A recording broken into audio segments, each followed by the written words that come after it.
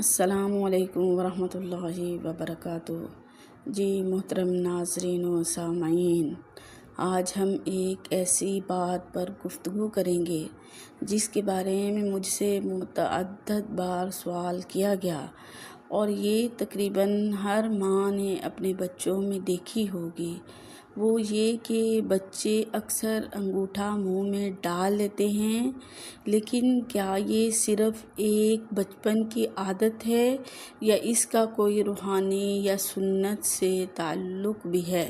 تو آئیے جانتے ہیں۔ بچوں کا انگوٹھا چوسنا ایک فطری عمل ہے۔ اللہ تعالیٰ نے بچوں کی فطرت میں کچھ چیزیں رکھی ہیں جو وہ پیدائش کے بعد خود بخود کرتے ہیں، جیسے ماں کا دودھ پینا، رونا اور انگوٹھا منہ میں ڈالنا۔ یہ عمل بچے کو تسلی دیتا ہے، نیند لاتا ہے، بعض اوقات بھوک یا تھکن کی علامت بھی ہوتا ہے۔ یہ ایک سائیکالوجی نارمل فیز ہے جو 2 سے 4 سال کی عمر میں ختم ہو جاتا ہے۔ تو آئیے ہم جانتے ہیں کہ کیا انگوٹھا چوسنا سنت ہے؟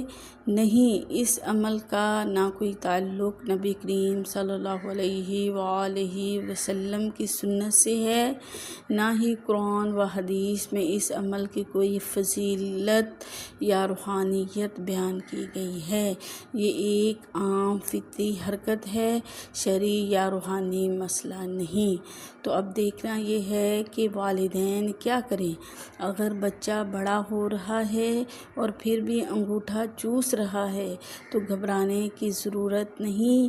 یہ کوئی گناہ یا بدعت نہیں، مگر مستقل ہو تو اس کے نقصانات ہو سکتے ہیں، جیسے دانتوں کی ساخت خراب ہونا، بولنے میں تاخیر ہونا، معاشرتی شرمندگی۔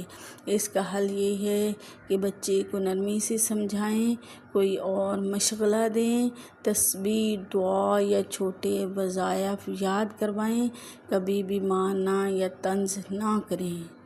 دل کا سکون انگوٹھے سے نہیں بلکہ ذکر الہی